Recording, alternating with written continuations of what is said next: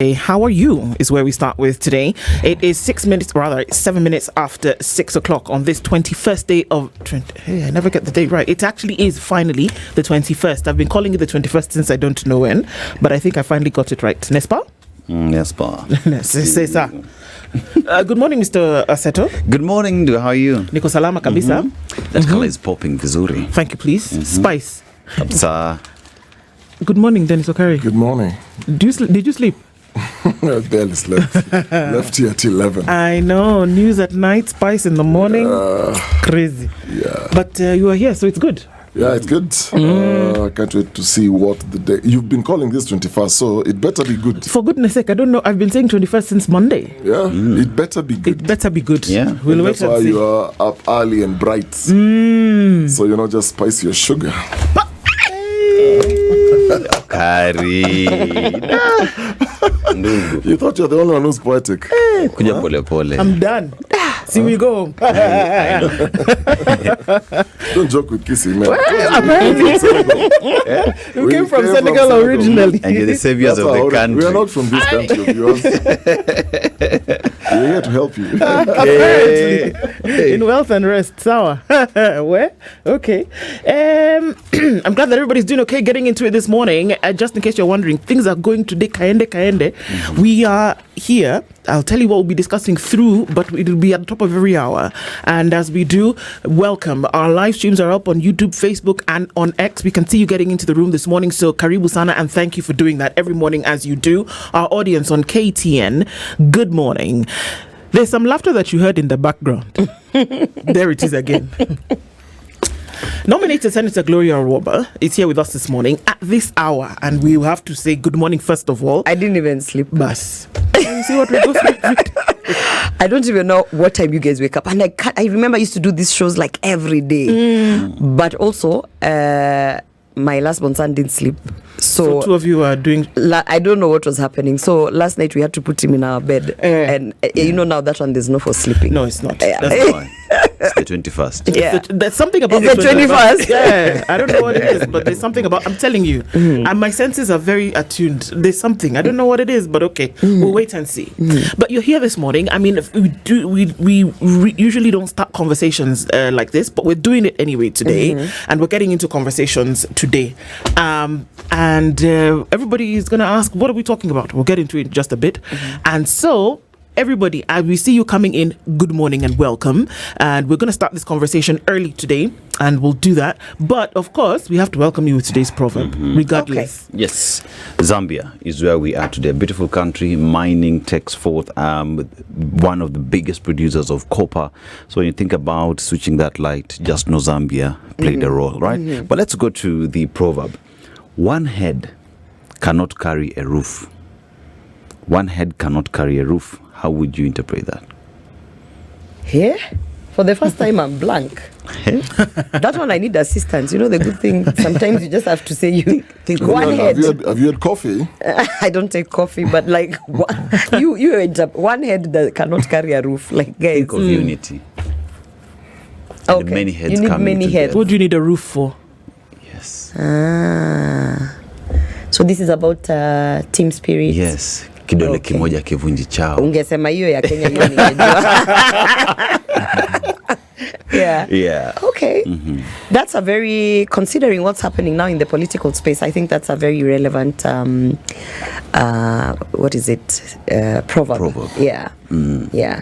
With everything that's happening in the political space. It would be interesting to see what is exactly happening in the political space. And see we go. Let's go, because it's interesting that everybody holding the roof together, it goes towards team spirit. So let's get into this conversation, shall we? Yesterday we saw the swearing in of nominated senator, and essentially she comes in to fill a space which you are still in. Yeah, so now we are 68. Okay.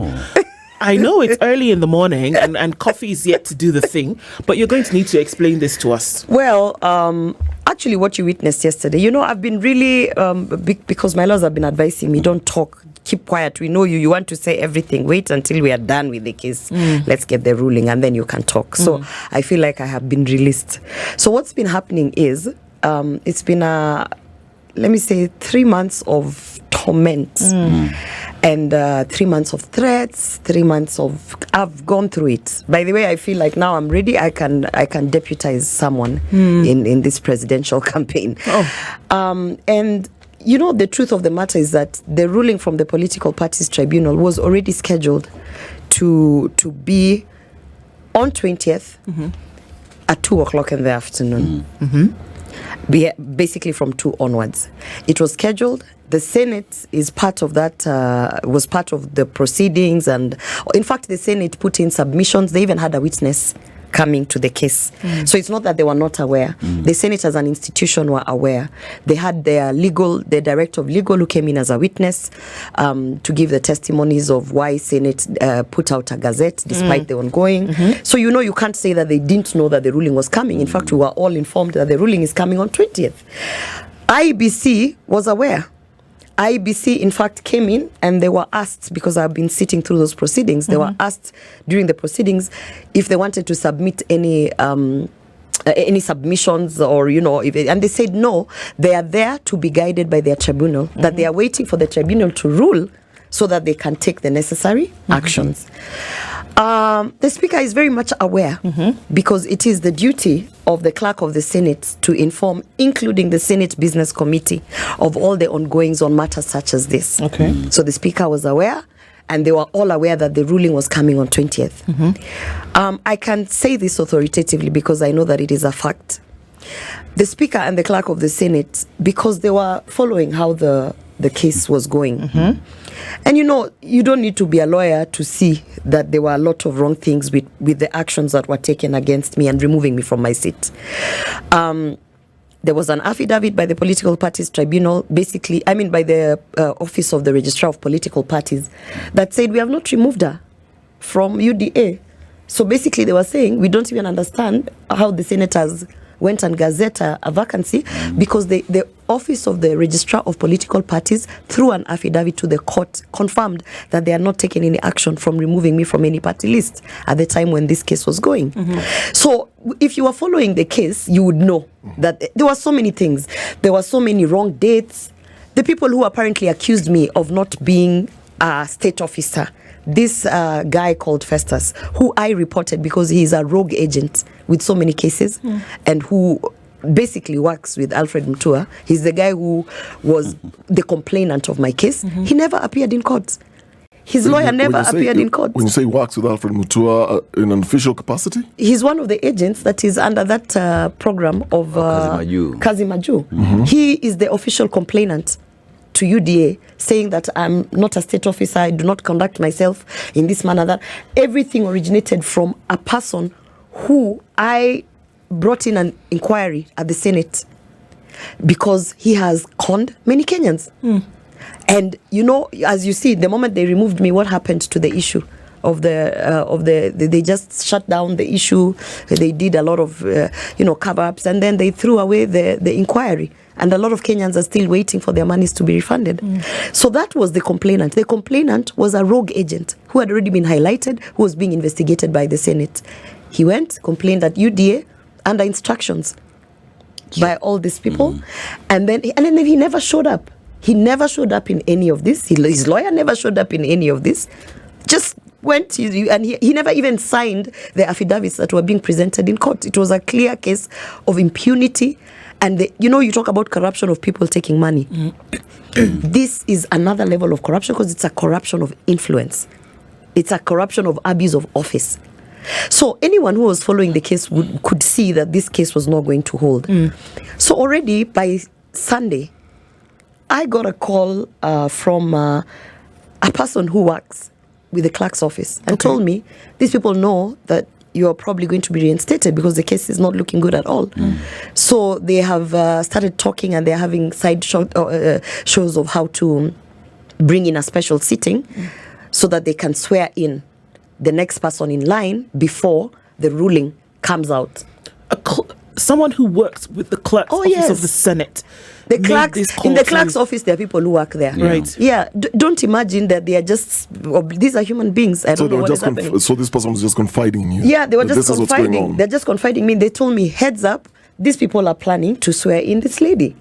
I thought the person was just maybe, So I called someone else from the speaker's office. And the person confirmed that indeed it is a conversation that has been had. And the Senate Business Committee is going to add it as an agenda in the special sitting. And they called the special sitting for 20th, same day when the ruling was being released. And they got information, I don't know how, that the ruling would come from around 3 o'clock.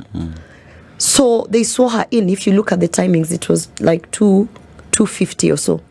And then at 3 o'clock, the ruling came, and obviously I had been reinstated. Okay. So go ahead. so this means this entire time when this entire process is ongoing. So we have the Register of Political Parties standing her ground. We have the process. So even the swearing in pretty much before the decision came from the tribunal was in contempt of the process. Even this, because you see, IBC gazetting on Friday was... This is how now we have to look at IBC. It's supposed to be an independent institution with no influence. On Friday, when they were releasing a gazette that now they have brought in the next person, they are the same people in court on record stating that they are waiting for the tribunal so that the tribunal can give them a direction so that they can act. They said that in court through their lawyer. But orders from above, pressure from above, Friday, they released a gazette. So, when people think of corruption, don't think of it just as money. What was the emergency that you had to carry out a swearing in 15 minutes before a ruling was read? What was the emergency? Nominated senators don't even vote. So you can't even say that we were about to vote for the Kericho impeachment process. We don't even vote in Senate.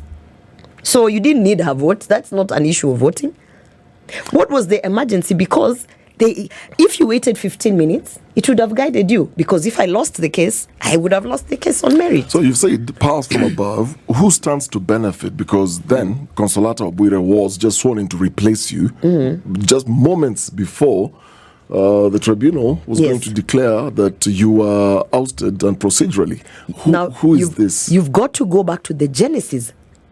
Where did this disciplinary issue begin? A rogue agent who is working in cahoots with the ministry. You understand? Who I had uncovered because we had all the evidence. We still have the evidence. Witnesses who we had proceeded to the Senate to start an inquiry. The inquiry had started. Remember, that's the time Alfred Mutua tried to dissuade the media by saying that, I'm a rogue agent myself. I have no business in this country. Zero. I have not one business in this country. So the genesis of it is, where they did this disciplinary case? In that sitting of the Senate, Alfred Mutua said he's going to make sure that I'm fired. It's on record. It's interesting that even when Alfred Mutua was here, he repeated the same thing seated there. Yeah. That I'm not befitting of a state officer. I should be fired from my seat. You will lose your job and whatnot. And you have to follow Alfred Mutua's presence in State House. The day that the Senate gazetted me, my seat vacant, Alfred Mutua was in State House dancing with the president. Let's do chronology, shall we? Yeah. Because all of these things happened in succession until we get to yesterday being the 20th of August when the ruling was set to be given. But let's go back a little bit. Before that, and link them if necessary too. That before that, there had been complaints of a different nature that had come in terms of conduct of certain staff of the Senate, in terms of, sexual harassment, not just that happens to you, but that happens to other people in the Senate. So there started, the stirring up of things. And you were asked to, of course, he who alleges then proves. You were asked to prove that. It went into, I did a very long podcast where I explained exactly what happened. And in fact, I was not asked to prove. I went and reported an issue of sexual harassment, and then I was charged at the Powers and Privilege Committee. I was disciplined for reporting. Yes, you were suspended for some time. And the charge, do you know what the charge was? The charge was that I'm disrespecting the Senate by alleging that there are sexual favors in exchange for legislative agenda. I was charged. The irony of it. Right. You then were suspended. Then I was suspended. And then you were asked to make an apology, which after some time, all right, then you did. They told me that I offended. By my reports, there are some people who I offended. I agreed. Okay, there are people who offended. They don't want to talk about the true things that are happening in Parliament. I apologize to them for offending them. Okay. Yeah, by reporting. Was that case ever looked into? Never. These allegations of sexual... Not up until today. I had the president saying and directing EACC, which first of all, how do you direct EACC? It is an independent institution. But I had him directing and putting together this multi-task force thing and saying that now we are going to deal with corruption. Start from the clerk's office. Because till today, no one has investigated that matter. Till today, even when I tell you, when we were going for this hearing where the complainant is apparently UDA, it is the clerk that was fighting very hard through the witness that they sent as a senator. Here's the funny thing. People say, oh, you're saying a lot of things. The clerk doubles up as the secretary to the Parliamentary Service Commission. One of the roles of the secretary right now to the Parliamentary Service Commission, he is in charge of all legal affairs. So all my cases in court where it touches with the Senate, it is the clerk giving directly instructions to those lawyers. So when you talk about corruption, don't look at it as man. It is abuse of office. Today, as we speak, the day when they illegally removed me, the clerk's office gave instructions to remove my name from the Parliament website and erase anything where I have been mentioned as a senator. Normally, would that be the procedural way to do things? Because there were orders stopping all that. How powerful is this clerk? Very powerful. The clerk is not an elected member. He is everywhere, and he's powerful, and he holds the purse. He holds the budget. He comes through the accounting officer. He comes through the Public Service Commission. He's voted into the Senate by senators, nominated in the names. You can impeach the clerk, by the way. But why is this clerk very powerful? First of all, he has been there 100 years. He knows all the loopholes. He knows all the back doors. One thing he told me personally to my face, early, before even the speaker called us for a sitting to try and mediate on the issue of the office, he told me, I'll make your life hell. And I will make sure that when I'm done with you, you'll be in debt. He said this to you personally? To my face. So now, every time I reflect, we laugh about it with my sister. Because for him, 10.5 million is the debt that he wants to him. Because he said, by the time you're done with this place, I will leave you. He even said, I will take your pension. He said to me, he repeated it to several senators. Let me tell you how powerful he is. When you have to call for a special sitting, you must convene a committee of the Senate Business Committee. They are the people who make whatever agenda is on the order paper. To convene that meeting, he's not the chair, but he sits there by virtue of the fact that he holds the office of the clerk of the Senate. And because the Senate Business Committee is the one that runs the whole show of everything that is being discussed, he does not delegate. He sits in that one.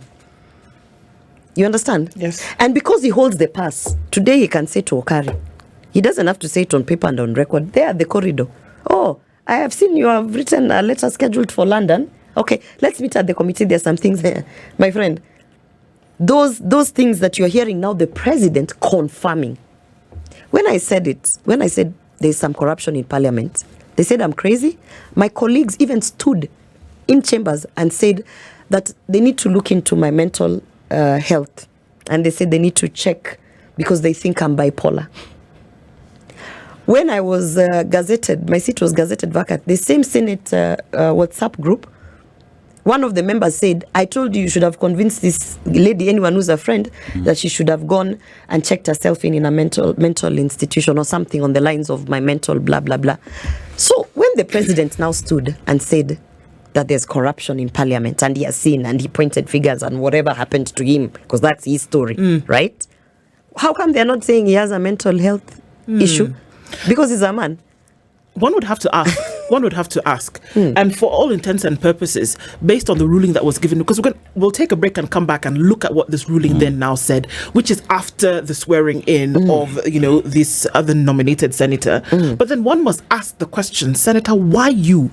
Why would there be onslaught against you when you bring up a matter, whether it's sexual harassment today, when you bring up a matter and talk about, well, there are people who are being fleeced in this country, money is being taken from them, promising them jobs abroad, and then they don't get their money, neither do they get the jobs abroad, right? And there's furor. People are saying, Senator Gloria has a mental issue. She's disturbing us. She must pay. She will lose her job. What is it? Why are you? There's nothing special about me. And I will explain when you come back from the break. But what I can say is, Parliament is like a cult. And when you go in, there are things, it's like how you are indoctrinated. And one of the things is that they must break your spirit. There's a lady who died. She used to work in Parliament as a clerk, Mudiawori's daughter.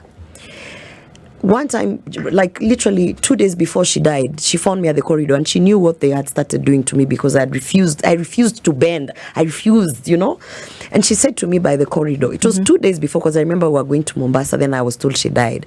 She said, Senator, you are the senator. All of us here, we work for members. And she said, you know what they're trying to do? They're trying to indoctrinate you. They're trying to bring you into the cult. And she said, don't let them break your spirits, because you're one of the fighters. I don't know how long she had worked in Parliament. That is the last thing she told me by the corridor of the entrance of Senate. And that day I was gloomy, things were happening to me, and I was very new. And she said, don't let them break your spirit. Every time something happens now, I tell you, it's because I have vowed and I have said, you will not break my spirit, you will not indoctrinate me to that cult. I am not going to be sleeping around. I am not going to do the things you're doing. I am not doing those things. It is me who will change this place, or you might as well do away with me. So you can see they're trying to do away with me. If you go by that statement, then does it mean the other Senate members have been indoctrinated through a ritual? Many have gone that line. You refuse to bend, but some have chosen to sacrifice some of the things they could have been doing in the interest of their political careers and in the interest of the people of Kenya, because they don't want to be indoctrinated. They don't want, it's like, I don't want to do this, therefore I know I can't do this and AB, so that I'll sacrifice this because I want to keep who I am. And they're quiet, they put their heads down, and they when we come back, I'll give you statistics of the numbers of nominated women since 2013, 11th Parliament, until now, and how many of those have been elected and why they were elected. Okay. Now, our producer is telling us there's no break, so we are just going to continue. We're just going to go ahead. So the question you are asking is, I wish I could speak freely, but I feel it's like, when something happens to you, when you are a victim of something, I come from a victim-centered place. You cannot be the person that outs the victim. Yeah. When the victim is ready and willing, you will hear their stories. If I can't be the one to come and say, Ata Dennis, alifanyiwa hivi na hivi, because maybe Dennis is not ready to say, so I can speak on my behalf. Maybe they're okay with it. No, they're not. They're not okay. They're not okay with it. So quietly, when you have these conversations, they're not okay. They're not okay. If you see the number of messages I got yesterday telling me, I can't believe they won. We were really rooting for you. We thought you were the one who would, right before the ruling came out, when they had sworn in the lady. So they're not okay. Don't think they're okay. Who told you they're okay? Okay, if they're okay, why are they quiet? Do you hear women in Senate speaking? No. You don't. And when you hear the few who are speaking, they've gone to sell the agenda of someone. They're not speaking because of what they believe and who they are. Their heads are down. Because remember, even yesterday when they were congratulating her, they're saying, it's 2 years. It's 2 years. Put your head down until we are 3 months to, or 6 months to, at the bare minimum. Meaning what? Persevere. Yeah.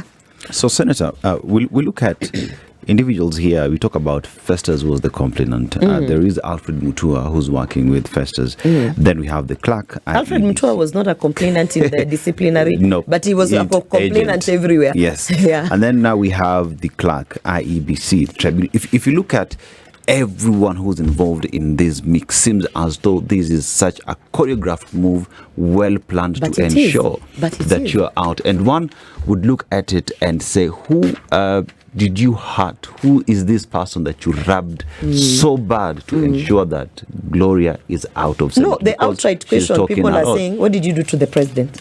What That's did you what do our to the people are president? asking me. Mulikosania wapi? What I can tell you is, first of all, since as far back as when I was sworn in, certain things, I started pushing for certain things. Women agenda things, pads. The whole pads thing was way before. That's where we got the budget for 1 billion. That one, at least I succeeded in that. I started pushing for the Victim Protection Board. They brought something at the Senate as to operationalize it. I was, when you're pushing for things, you have to step on many toes, right? And the impression that these boys, I call them State House boys, these State House boys were Sounds giving... like a high school, but okay. It is. It's not like the high school. Yeah. The impression that they kept on giving the president is, huyu mama kona vita. This woman, she likes fighting everyone. She'll come here, she'll fight too. You see sasa anapigana na nani, but they don't tell him. Why am I, for instance, at the Ministry of Gender? Why am I in that office? Why have I gone to see the PS? They just say, ameenda kuchokoza PS kwa gender. So they create this illusion of she's problematic. So they sold the narrative. So at one point when we went for the PG and the president had sort of intervened that they stopped that first motion of suspending me, he asked me, umeacha vita? I was so offended. The president asked you? Yeah, I was like, sasa mimi ndio nimekuwa na vita. Like, you walked with us, we signed a women charter, you told me, Gloria, carry this as your Bible, go and implement. I do that.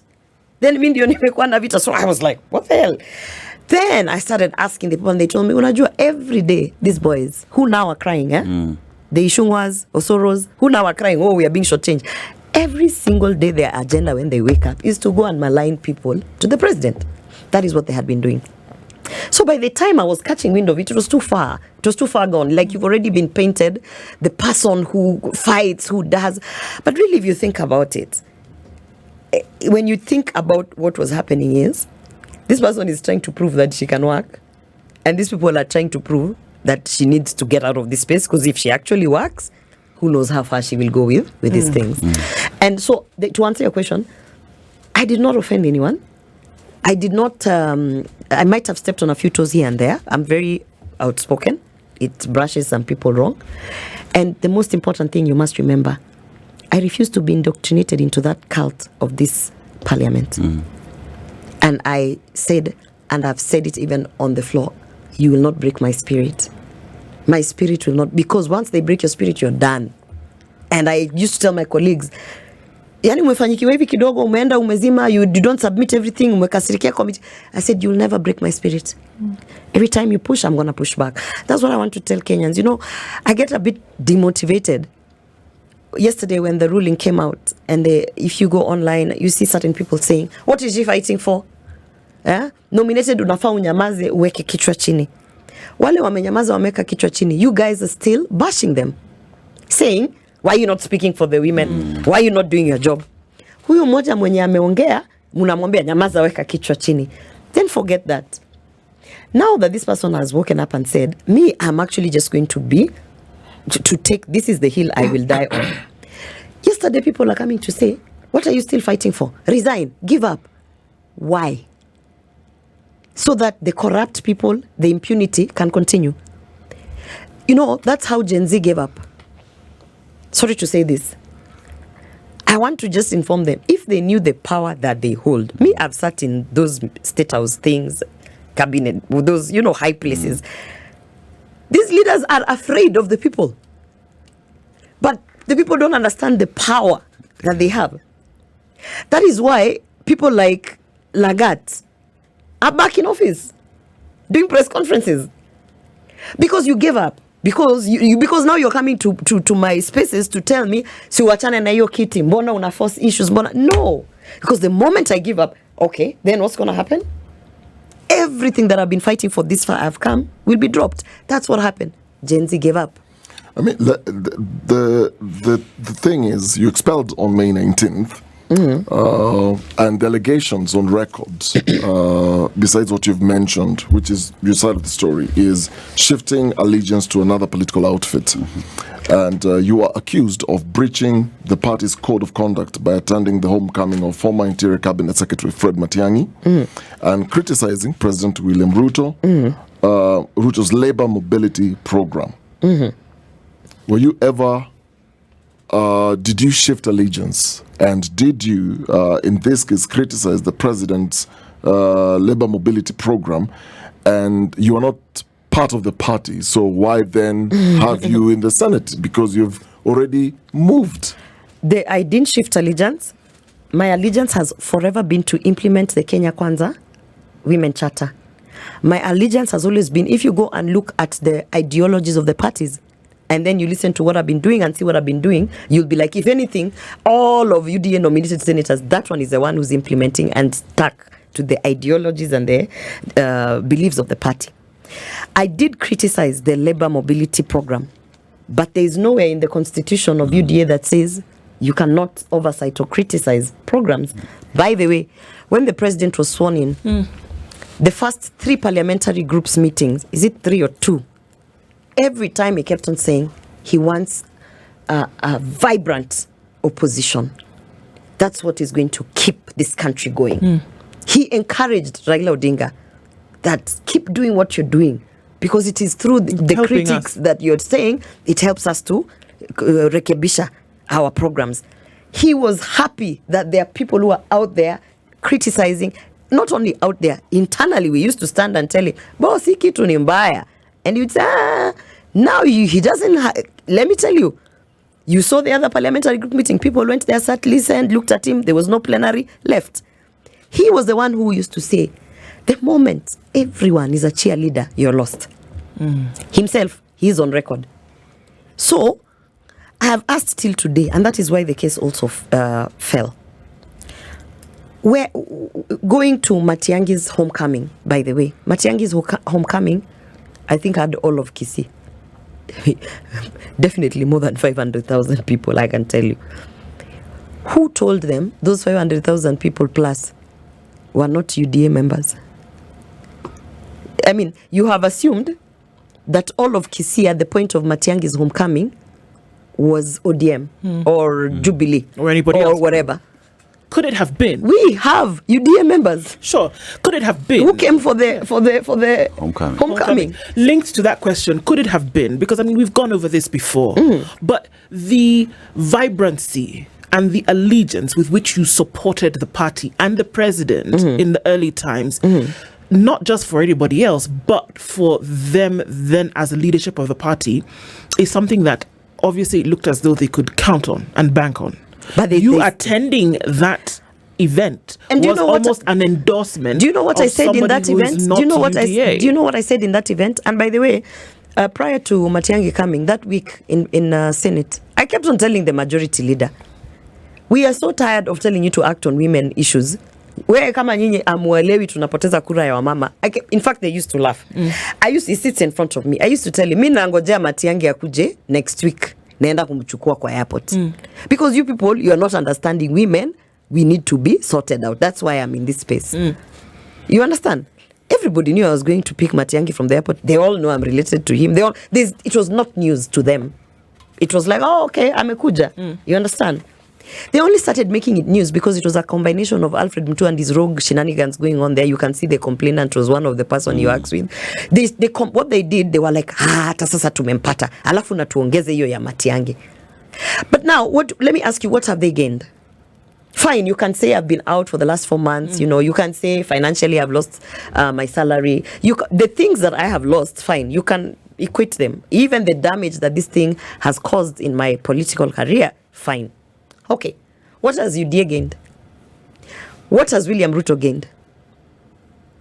What has he gained? Has he gained any support from women because he has removed me? Which is what we were meant to be doing in that space. Okay, since he removed me, have they now implemented all the issues to deal with the women charter? Because maybe I was the barrier. Maybe me being there was the reason why women were not being catered for. Yeah? if that was the case, I would look back and reflect and say, oh, at least now I've been removed. They've started giving pads to all the schools. They've done nothing. And can I say this, and this might sound a bit petty. Some of my colleagues celebrated, women especially, when I was removed. And my staff members were telling me, the problem with you, when you enter a room, you take up so much space. So allow them to celebrate, because they feel like now they can get seen, space and they can be seen. I reflected it and I said, oh my God, that is so true. What have they done for 4 months? The only thing that has hit the newspaper with the women I left there in Senate is that they are now suing their ex-fiancés. I mean, really, I was expecting to see them shining, all, like, okay, maybe I took up too much space. What have they done? I mean, when you talk about and that's not to everyone. I'm not casting aspersions, but I'm like, for those who are celebrating because they felt I took space. Now that I have been gone for 4 months, that's so much space. In Senate, there are times when we are so few members in the chambers that the sitting speaker calls you and tells you, by the way, you must contribute Bring something to this forward. motion, otherwise tutafunga nyumba, because there's no one. So we must, you can't. It's not like National Assembly where there are like 300 people and you can never speak, because in Senate you can speak in fact, if you go, I speak every day. As long as I've logged in my card, I've spoken. Okay. Yeah. So I'm looking at one of the allegations, your dalliance with Matiang'i. But then again, if you just step back and look at what UDA is doing today, they are in government, broad-based government, with the people that oppose them the most at the time. So if you look at what UDA and broad-based government is doing and what it is that they allege you did with Matiang'i, do they have any ground to dismiss you on that? Even just on that basis, it is like it's such a paradox. It's such a paradox. If we are going to go by being seen with another party, we have removed our cabinet secretaries and replaced them with another party. We have done now even a joint parliamentary group meeting. I mean, it can't get any worse than it is if it's in terms of allegiances. It really can't. All right. Yeah. Let's look at this ruling that came out yesterday. So obviously we saw that there was a swearing in of a nominated senator, essentially, that was going to replace that position for you. Or rather by you, not for you. Then soon after that, there was a ruling that came from the court. What did this ruling say? It basically quashes any decision or action that came after UDA declared that it had expelled me. So it makes the Gazette notice null and void for the speaker, the one that says my seat is vacant. It makes it everything, including the swearing in, is now like basically none of this can hold water. So after UDA expelled you as a member and now obviously as a nominated senator.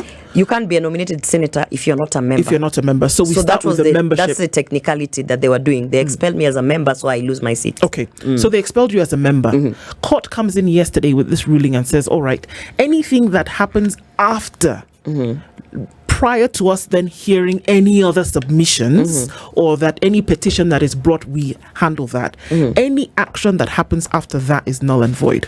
So removal as senator, swearing in it related to this position, swearing in of this new senator yesterday, then also could not have happened. So then what does that mean moving forward?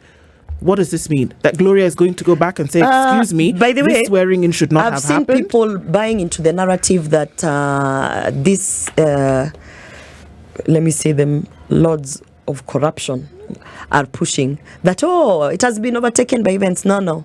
In 2013, and here's the precedent. In 2013, there are nominated senators who came in through their parties.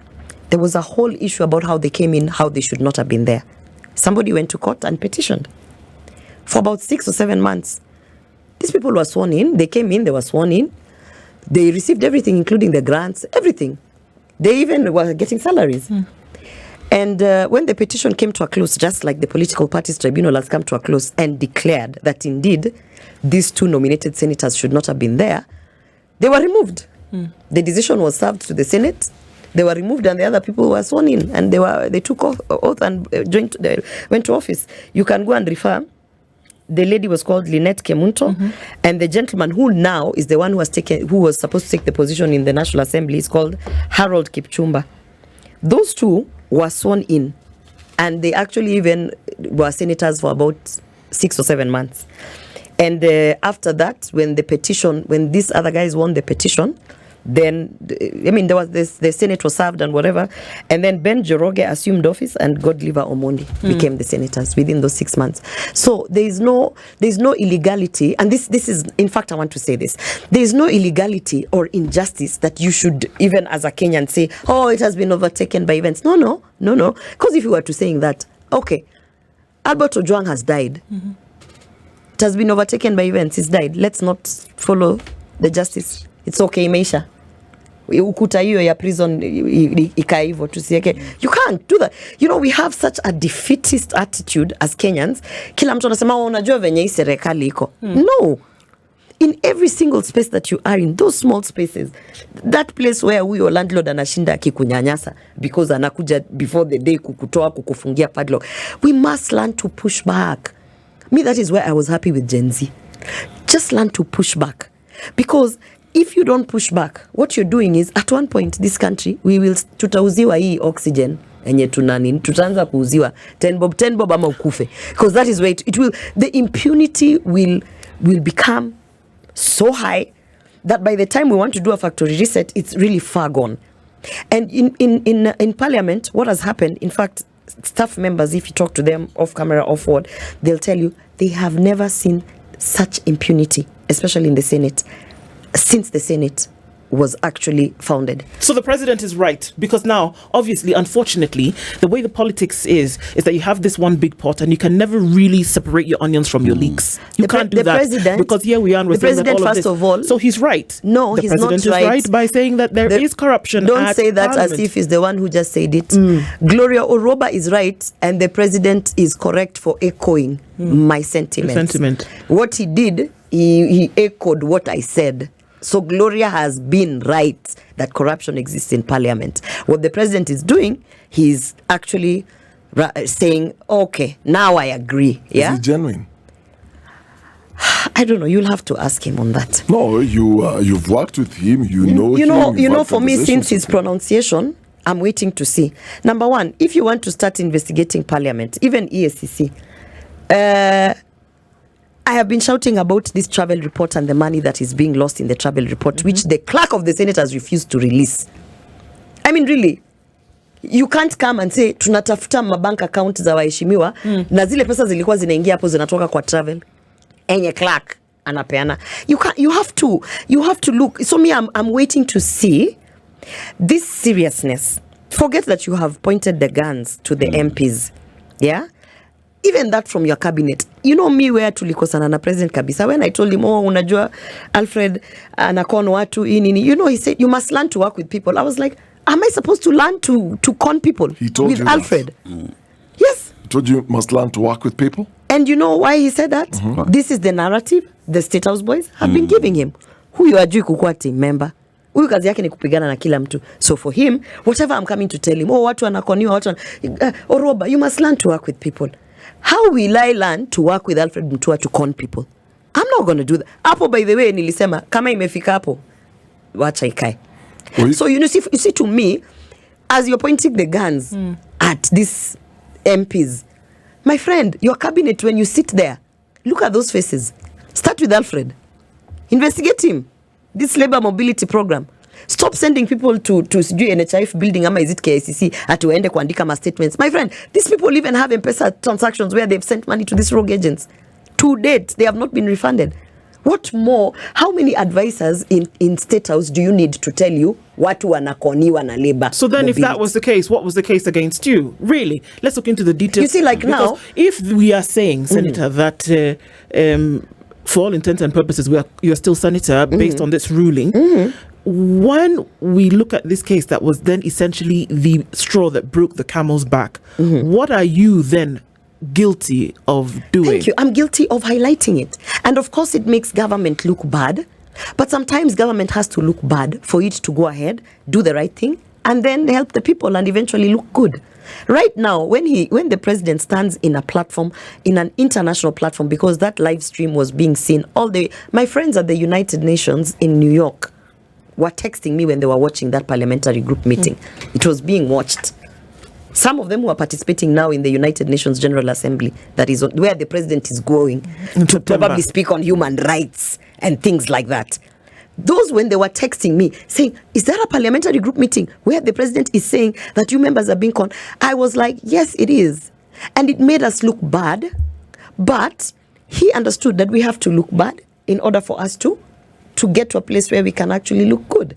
So when I do the same thing, why am I being thrown under the bus? Why? Because when I said there's corruption in parliament, it was very simple. You call me, what are you saying? Oh, this guy has done this to me. Okay, let's investigate him. Let her travel report. If whatever she's saying is a lie, it will be seen in this documentation. Blah, blah, blah. Case closed within even 4 weeks. Tufunge kesi, wewe unadanganya, wewe udanganyi, write a report and put it out there. So, Orwoba, the president made these statements at the devolution conference. Senate oversights counties. So when he made this statement, he was literally defending governors who are then called, and they have to give money so that they can have favorable outcomes. Is this something that you saw in the Senate? Did you ever see instances where money is demanded or money is changing hands? No, I didn't. But again, I keep telling people I'm the wrong person to benchmark with, because you see, I've already been branded as a loudmouth, a person who speaks and is not afraid. Do you really imagine that they would do these things in front of me? So again, I'm the wrong person to benchmark, because honestly speaking, and not because I am trying to act dumb, but really it was never done in front of me. If you saw everything that we were doing during the what is it called, the impeachment motions, particularly for me, the one that hurt me the most was the Governor Kawira, because I really did feel like she was being removed, not because of anything she did wrong, but because of that whole patriarchy thing. And I was really part of that impeachment. And I mean, for me, I saw the people who voted the way they voted with me or against me. I could be able to even hear their arguments of why they are voting this way or that way. And the thing you have to remember, some impeachments went through a committee. I have never sat in an impeachment committee. Okay, and then when you look at the other things they're talking about, JLAC and all these other things, I was blacklisted from when I lifted the Bible. So literally, I don't have the benefit of being in the inner circle. And then we know you can't vote on these things. And I can't vote. I can't vote. Yeah. So for me, I feel like I've missed out on a lot of ins that I could have probably been testifying, maybe by design, maybe by whatever. And also another thing I keep telling people is there has been a lot of, I have worked in different places, and I have even managed a group of 50 to 75-year-old white senior male. So I have, my character also is that I go to work and I leave work and I go home. I have never been at the gym in the Senate. I have never been to the spa in the Senate. I have never been to the bar in the Senate. So I don't socialize. You know, most of these things also you would probably engage when you socialize. Not that I don't have friends, it's just that I really don't like mixing my social life with my work life. So I feel like, for me, the corruption I can talk about is the ones I've highlighted. I believe the president is referring to something that he's aware of. Again, he said he's a consumer of raw intelligence. So I don't want to say he's lying, but I also cannot say that he's speaking the truth, because I have nothing to back that up. So, Senator, what next? So here's a question where the tribunal has maintained that you are wrongfully dismissed from UDA. UDA says she is out. The Senate went ahead, gazetted, and so what next? Are we to see you just walk to Senate because you're still the nominated senator? Well, unless anything changes, I am going to Senate, and I am the nominated senator. I know that she might also, believe that she is. That's good for her. Everyone to each their own. Chart your path. What is next for me is people are asking me, why are you fighting to be in a party that does not want you or that you don't believe in? It's not about the party. It's you have to fight to make sure that we stop the impunity, the injustices, and the unconstitutional behavior that we're seeing left, right, and center. This is an issue of, what do you call it? This is about the fundamental basis of having a country that works. It's not my seat. It's not, I am saying, we voted for you, Mr. President. We can't wake up today and remove you. We also have to remove you legally, either through the ballot, through an impeachment, through what? You, when you sat down and wrote your nomination list, you did see that indeed I am worthy to be nominated. And people say he gave you. He never gave me this position. I worked my ass off for this position. I got arrested many times and detained by the government that was there. I slept in many times by virtue of being associated with Ruto. I used to come to studio. I earned this position just as Ruto earned his position because he sold an agenda, he campaigned, he did all the right things to win. I worked my ass off for this position. Nobody gave it to me. And I want to conclude by saying, when we go into this affirmative action thing, by the idea, ukipewa eka kichwa chini. So where is the affirmative action in it? Yeah? I know, and that's the difference between me and many. I was not given a position. I earned it. I worked for it. I mean, if it was like a race, I ran and I won. Did it help that he endorsed you in any way? I worked for this position. That's it. That's what you need to know. And when he sat down and looked at all the people who worked for him, he said, who worked the hardest? Who worked the smartest? And who took the hits the most? I worked the hardest, I worked the smartest, and I took the hits for him. And I made sure that women charter, the women out here, that's why the women are crucifying me for it. I sold that thing. So he didn't give me this nomination. He basically said, you worked your way here, and here is your reward. So how do you come back and say, oh, I'm taking back your reward? You can't. The only thing you can say is, you don't want this job anymore? Okay. But I haven't said I don't want this job anymore. So that tokenism is the reason why since the 11th Parliament to date, we have had 60 women, 60 nominated, 60. Of those 69 have been elected. Can you imagine the resources that we put in to say it is an affirmative action? What affirmative action is there when you nominate a woman and then you tell her, shut your mouth?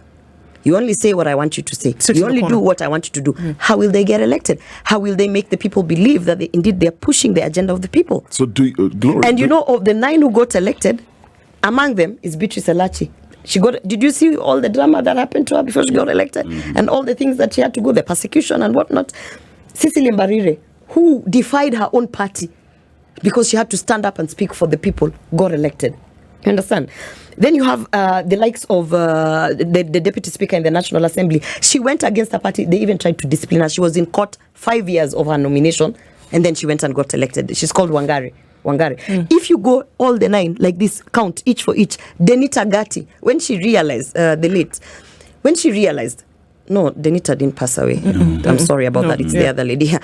Denita Gatti, when she realized that there's so much patriarchy and everything, but because she still really wanted to be elected, she went and vied for an MCA seat. Who comes from Senate, then goes to, because she knew she was charting her path.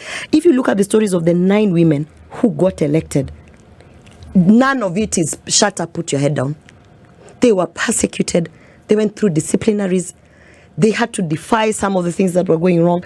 They worked 3 times as hard to get elected. So when you tell me put your head down, you've told me your political career is over. Look for another nomination. You're being persecuted from within. Do you still believe, this is my last question, do you still believe in the UDA party? Yes, I do. You see, the party and its ideology separated from the rogue individuals. Hassan Omar is not the party. He's not the party. That man is not the party. He is a man who is the Secretary General of the party. But you cannot equate the whole United Democratic Alliance with all its members to Hassan Omar. He's not the party. He's not the party. Yeah. So you separate the individuals who make the party look bad and go back and read what the party, the ideologies and the fundamentals of what it was selling. And yes, if you ask me that, yeah, I do believe in it. If you're to go for an elective position, you will go under the UDA party? Well, that depends also, because by the time you go for an elective position, first of all, with the UDA party still be in existence, the way it's going, Baba might tell them to fold this party and join ODM. Who knows? Maybe Ruto will run under ODM. I mean, really. So you can't. That's a question that you can't answer now. I can only answer that at the point where we have a deadline to join a party. Nominated Senator Gloria Orwoba. And I am vying, by the way. I'm vying. There you go. And she said at the beginning of this that, she could be a deputy for a presidential candidate. I'm vying. You never know. Wait, before you close. I saw Esther Passaris throw a jab by congratulating the lady and then, sneaking in some Gloria Orwoba. Let me tell you, one thing that I appreciate and I always look at and I laugh at is that Esther Passaris is 60 years old. Hey. I have not even turned 40, right? But I have the grace and understanding to know that I cannot walk the path she has walked. And she's very mad at me because she sent me a very nasty message at the point when I made the decision to chart this path, telling me, how can you sacrifice your position for this? Should have put your head. And she really abused me. And I said to her, with all due respect, you're my senior. I think you have crossed the line. So she's very mad. But I want to say to her, I saw the job. I appreciate it. But I'm not even 40 years old. I have a long way to go. Esther Passaris is 60 years old. So, I mean, at the bare minimum, it looks really bad on you. Yeah, it does. Nominated Senator Gloria Orwoba has been our guest this hour, and she's not putting her head down. Thank you for being here this morning. All such to watch. Good morning. This is the Situation Room, the only way to start your day.